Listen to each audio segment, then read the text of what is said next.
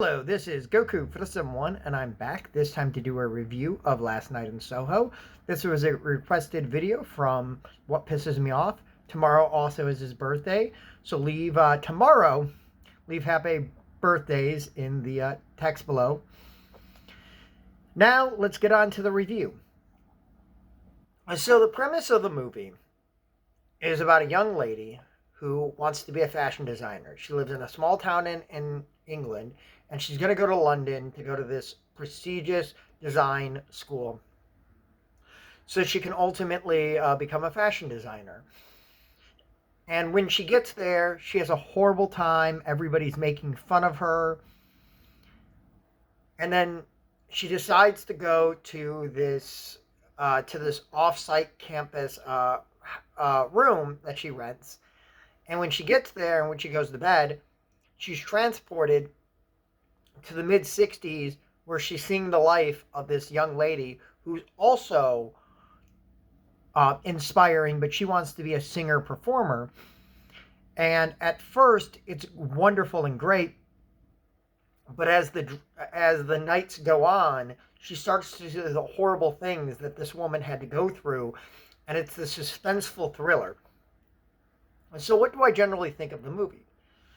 It's actually really, really good. So it is a suspenseful thriller. You might call it also a horror movie. It has definitely horror elements. It is a very, very well told movie for what it is. It is a very fun, enjoyable movie if fun is seeing horrible things happen to people.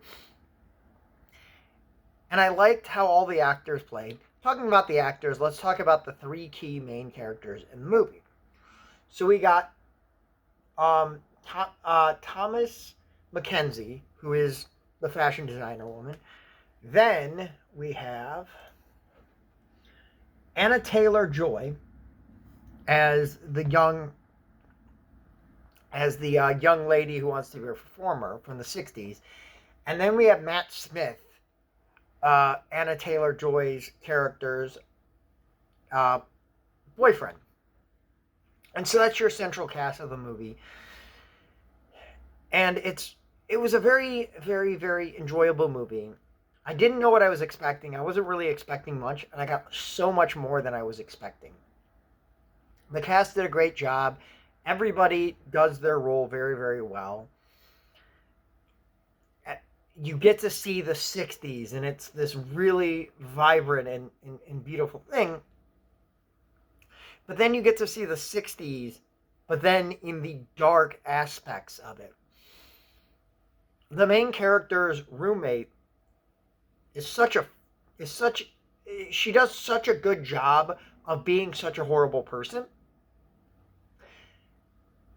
And I don't know how hard that is to do, but I'm imagining being one of the worst human beings alive is probably not the easiest role to do. Now, she's definitely not the worst human being alive. That is Joffrey from Game of Thrones. But she does play a very, very, very mean person.